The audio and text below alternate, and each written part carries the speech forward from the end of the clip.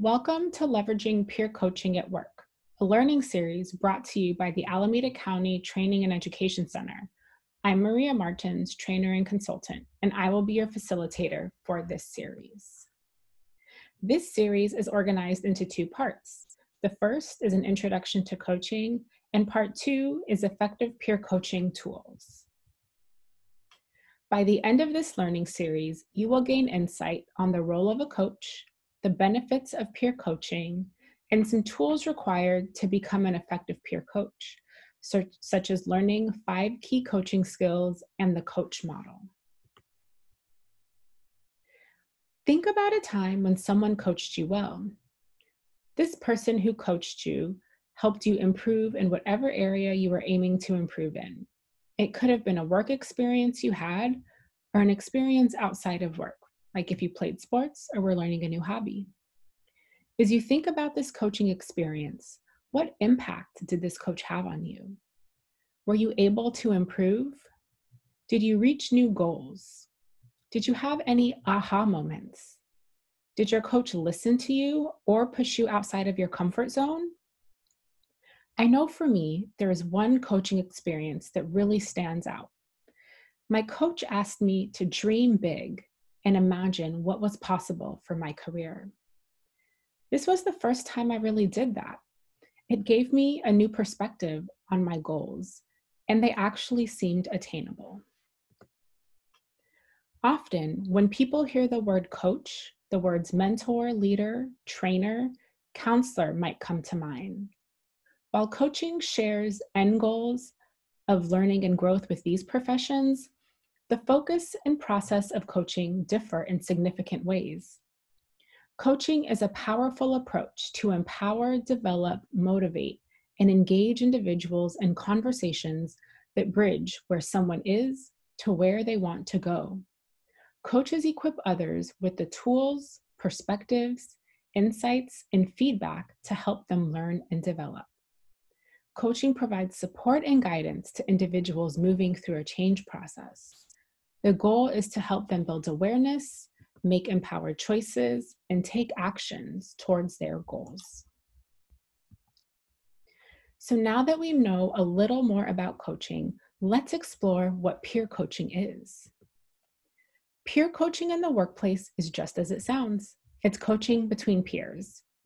It's a structure for colleagues to work together to reflect on current practices, expand, refine, and build new skills. You don't need to be an expert to be a peer coach, but you should have a desire to help others succeed. After all, you are listening to this learning series and will be learning skills you need to successfully become a peer coach. Coaching requires active listening. That is deep listening, going beyond what one's ear hears and focuses on the body language of others. During coaching, you provide support and motivation. Coaches often help individuals dream and reach beyond their expectations. They expand their knowledge and skill to achieve their goals. This connects to helping individuals unlock their true potential. There's something about having someone that is committed to seeing you successful that encourages you to push forward and invest deeper in your development in ways you may have not tried. This could be by gaining a new personal or professional goals, increasing your knowledge base, and expanding your desired outcomes and attainable goals. All of this is what makes a great coach, but it is as well all the benefits of having a coach to work with. Let's watch a clip of what a peer coaching session could look like. It's a mess. You must feel horrible. You've lost everything. Your father, your tribe, your best friend. Thank you for summing that up.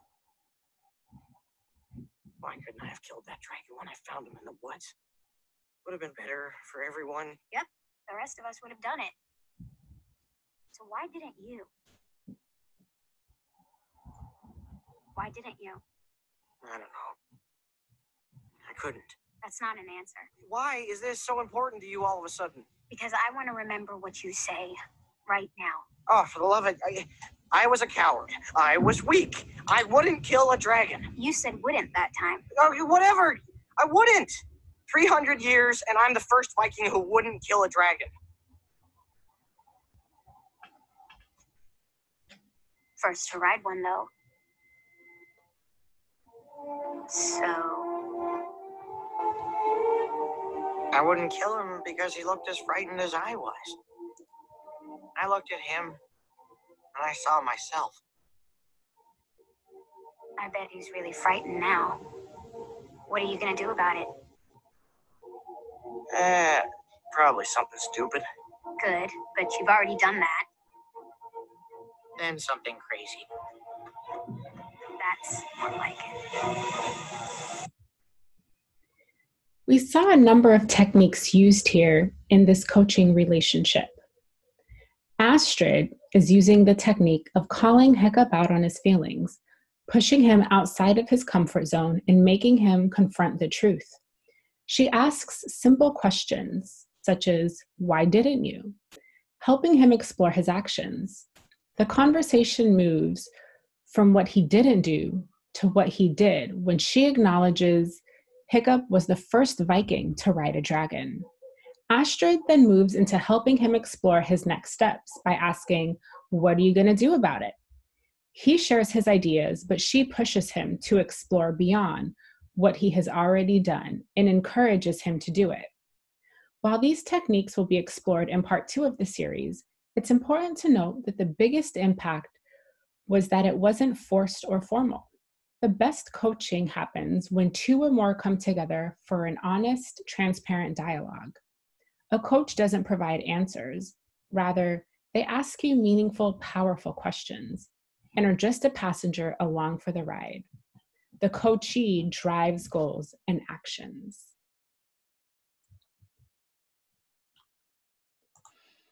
Let's explore some benefits of coaching. First off, you can hold each other accountable.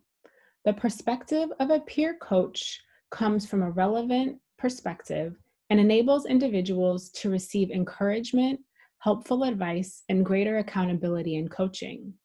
With peer-to-peer coaching, there are no power dynamics set up as compared to manager-employee coaching. Peer coaches can be in a better, positive environment to give quick, accurate feedback and advice, which can speed up the learning that might take place in the work environment. In peer coaching, questions can help people identify blind spots, the things that serves someone's attention.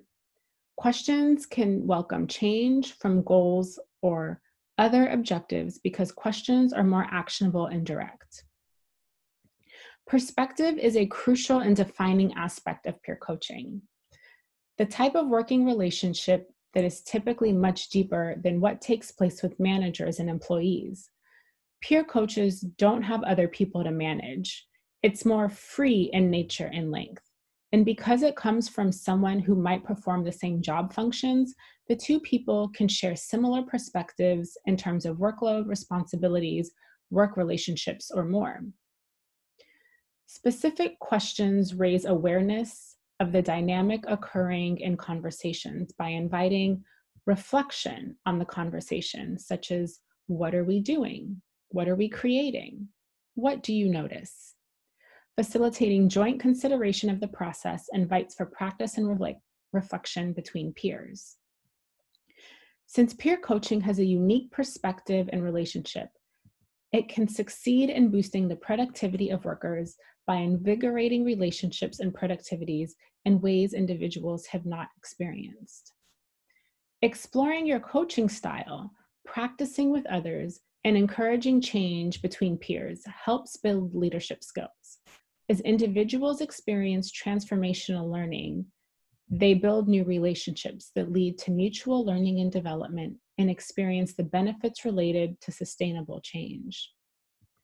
Topics that come up in coaching conversations do not always have to be related to the work itself, but they could be personal topics that impact people professionally. Perhaps you might just want to stay in the personal space of coaching, and that is okay. The close nature of peer coaching relationships can enable the two individuals to see how they can help each other. One person could discover a way to help the other with a specific project, or when the two were speaking about a particular problem facing the department or organization, they could come together and brainstorm solutions. Peer coaching can boost employee engagement and develop camaraderie. The Harvard Business Review pointed out that how there is a sense of camaraderie and good feeling that comes when you have a positive impact as a coach on another person's well-being. And peer coaches learn things about themselves both through the act of coaching others and, of course, by receiving the coaching themselves. Great coaches don't just point out areas for improvement. Encouraging a culture of peer-to-peer learning also means you're increasing the amount of recognition being shared among team members.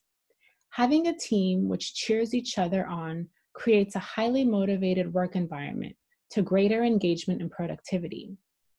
A study by Globoforce found that peer-to-peer recognition is 35.7% more likely to have a positive impact on financial results than manager-only recognition.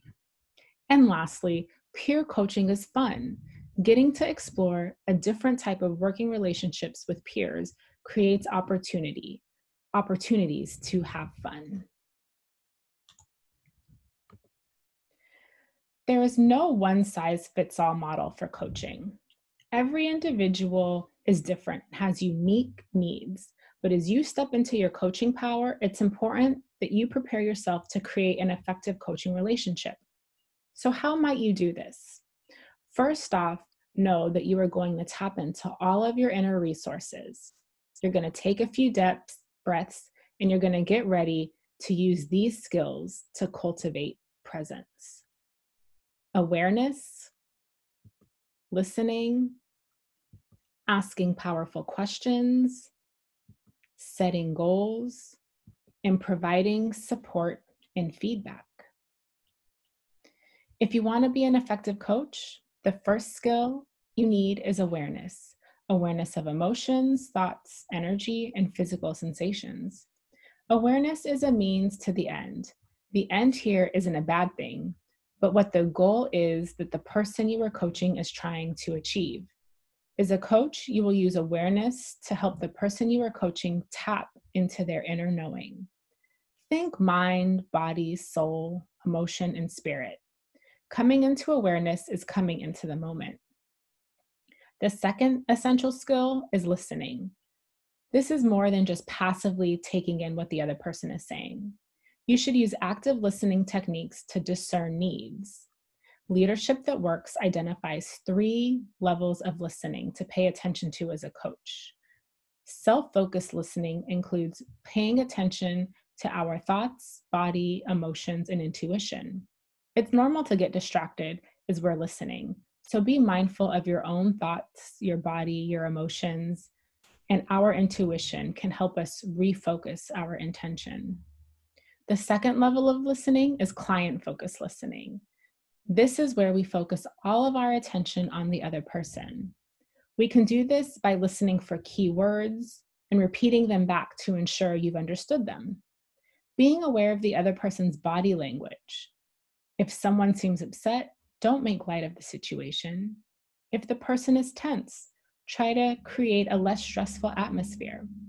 You should keep your own ideas to yourself until the other person has finished speaking. This sends the powerful message that you're giving your full attention and that what the person has to say is valuable. Another benefit of observing and listening with your full attention is that you'll naturally develop empathy for the person you are coaching. The fourth skill you need to be a good coach is the ability to help your coachee set goals. Coaching is by nature focused on goals. You need to be able to elicit clearly defined goals from your coachee. You can do this by asking questions from a goal-focused perspective. You're probably familiar with the concept of SMART goals. For your coachee to get anything meaningful out of the goal-setting process, goals must be specific, measurable, attainable, realistic, and time-bound. The final skill you need to be an effective coach is the ability to provide support and feedback.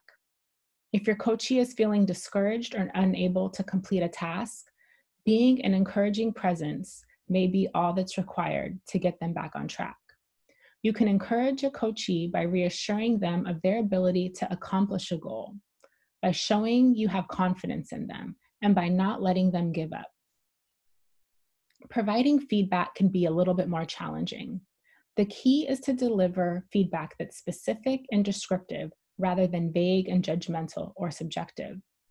You want to base your feedback on observed behavior and data. Focus on what the coachee can do in the future rather than on past mistakes. Let's think about it. If your strength is communication, then when coaching, you can ask powerful questions.